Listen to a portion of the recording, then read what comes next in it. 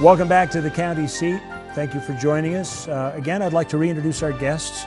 From the U.S. Fish and Wildlife Service, the field supervisor, Larry Crist. Larry, thank you for joining us. Thanks, Ted. And County Commissioner Mike McKee from Uintah County. Mike. Thank you. Glad to have you with us. Director Juan Palma, the State Director for the Bureau of Land Management. Juan, thank you for joining us today. You bet. Okay, so a couple of questions that have come out through this first half hour of conversation.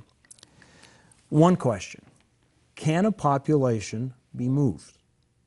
You say they're very landscape and oriented. In other words, not to coin a movie, but if you build it, will they come? You know, there are certain cases where sage-grouse populations have been successfully augmented. And that means wherein you have taken a low population and moved some birds in with it, and the birds you move in with it, you know, seem to learn from the existing ones. And so we've been able to successfully augment, and the state has done this at Strawberry. You can successfully augment a population. I'm not really aware of an instance where you can take a totally new area and put sage-grouse in it and have them successfully colonize it. Well, I guess the reason for that is because, Juan, you talked about efforts to rehabilitate a lot of sage habitat. And if you can't get them to move in, it's like building a housing development that sits vacant for years. Yeah, sage-grouse are really dependent on sagebrush. And so the question becomes have we lost some of the sagebrush habitat? And if we can restore some of that, will they come? Anecdotally, we've seen some of that happen already here in Utah, where we restore some of the landscape from pinyon juniper, and then the grasses, the shrubs come about, and we've seen where they themselves come to that area. So the question becomes, can we as humans take a population and move it? And I think I agree with the answer that Larry said, but the answer is, can we restore the habitat and they themselves will migrate to that? We've seen some of that already. Go ahead, Mike. You know, so I'm always controversial, so I don't mean to be, but you know, maybe not among, some of the professionals, but out the people on the ground, the people who own the ground, the people, they will tell you, give us an opportunity and you watch what could happen. Because, they would deal with the red fox, they would deal with the ravens, they would, given the opportunity to deal with some of the predators, and, if we really wanted to have some healthy sage-grouse population, some good common sense, and I don't mean this in a negative kind of way, but, we are so burdened down with so many laws. One law, that we've got to protect this species and this species and this species and this species, to the point that we have overpopulations of some of the predators, to the point that the sage-grouse can't really have a fighting chance, particularly in a new area. Wasn't this part of the spotted owl controversy, is that after years of thinking that logging was the primary influence, they'd never actually considered the barn owl as part of that as part of that problem? I don't know if that's... It's the barred owl or whatever. The barred owl, barred barn, one of those owls, one of those other owls. I agree with Mike that we need to address the predator issue, and that has to be part of this whole balance.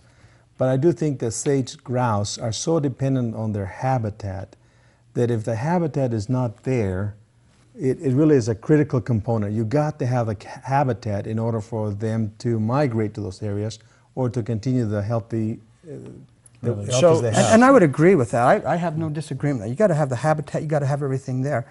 But if you have predators up the yin-yang to the point that they can never even get off to a fighting chance, if we really want to address being able to help the sage-grouse, maybe we have to deal with some of the underlying issues.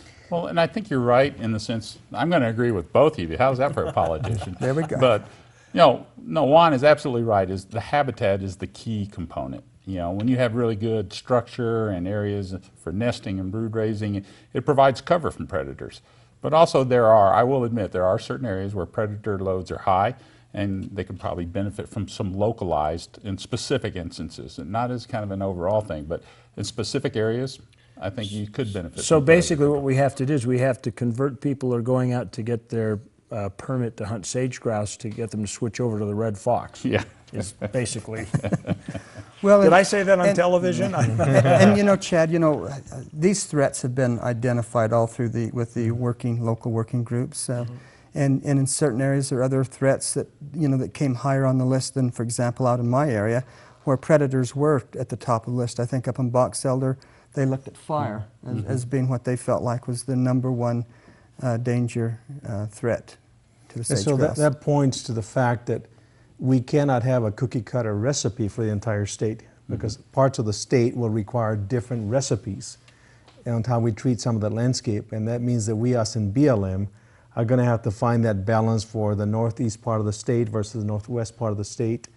And that means that some people may say, well, why are you doing this on that part and on that part? That's because it's different.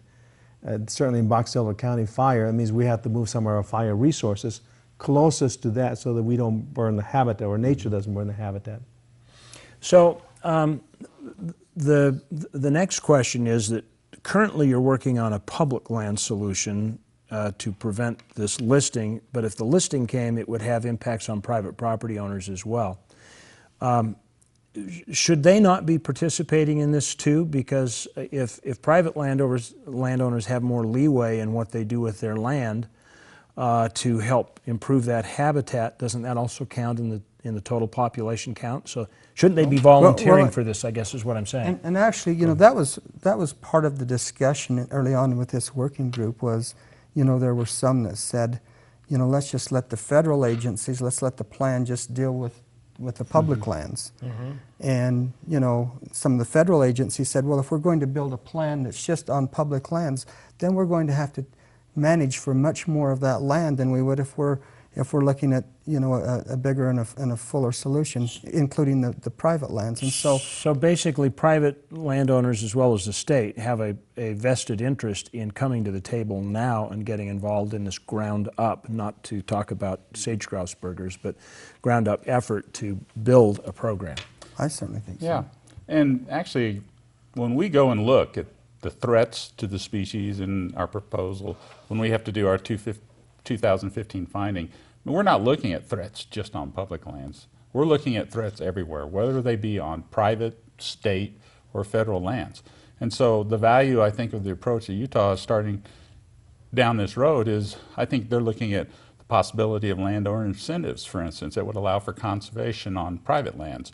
We're looking at, you know, what can be done with sitla lands and perhaps conservation banking or something there where they can benefit for the school kids. On federal lands, we're looking at various regulatory mechanisms and or, you know, other types of conservation and restoration activities. So, you know, and to that very point, and I hope he doesn't mind me saying this, but John Mathis, our local representative out in the Vernal area, you know, having a discussion with him, he had an idea that I think makes a lot of sense. He said, you know what, we have a few landowners that's going to bear the heavy burden as it relates to those lands in those sage grouse management areas. And he said, you know, maybe we need to look at it as a legislature of providing some incentive, tax incentive, to those landowners. And so I think it needs probably all of these different approaches. You know, if these landowners are having to bear the bigger burden of that, maybe there needs to be some law change to help us with that as well. So we have a really good total plan. Is it possible that there can be multiple use cohabitation with sage grouse, or do they just basically move in and that's it for that area? I mean, can grazing actually take place on the same lands where there's habitat? Or Oh, definitely, they can coexist, both grazing and sage grouse. A good example for me that is very real today is where you go up to Sage Creek country in that part of the northwest part of the state. There's been grazing for a long, long time there. Some of our best population of sage grouse are there. So the answer is clear that they can coexist. The degree is to how can we find that balance among those? And that's what we're looking for at the BLM. As we try to achieve our multiple use mission, finding that balance between grazing and sage grouse is the key. And I believe that we have enough information, enough data to be able to say, yes, we can do that. And Chad, if I could just add to that, I think there are some that have ulterior agendas. There are some that really want to get grazing clear off of our public lands and would use sage grouse to do that. And it appears to me where there's good, healthy grazing is where we have some of the very best sage grouse numbers in the entire state. okay, Mike, I have to throw this one down here. When you say there are some who would have grazing completely off public lands, you know, somebody at home might think that you're looking at the guys on either side of you. No, Okay, no, so you know, it's that unnamed party out there. But just let me tell you, there are those that do not like grazing on our public lands and have been trying to remove cattle off the public lands. And actually, healthy grazing, in our opinion, is one of the best things we do for our public lands, as if it's done, if the management is done properly. And I'll agree in the sense that the service has already looked at this issue, and we'll look at it some more. But what we found so far is that well-managed grazing and sage grouse are compatible. And perhaps even beneficial from what it sounds like if the grazing is in one of the stronger areas. Clearly, from our perspective, the BLM, healthy landscapes equals healthy livestock grazing, healthy sage grouse, healthy. So that's really the key that we need to look at. And it makes sense if you have a garden. Keep that garden clear of weeds. It'll provide for many of us in many days. So healthy landscapes is what we're after. Excellent. We'll take a break. We'll come back for our final 9-minute segment here on the show. We're talking about sage grouse. We'll be right back.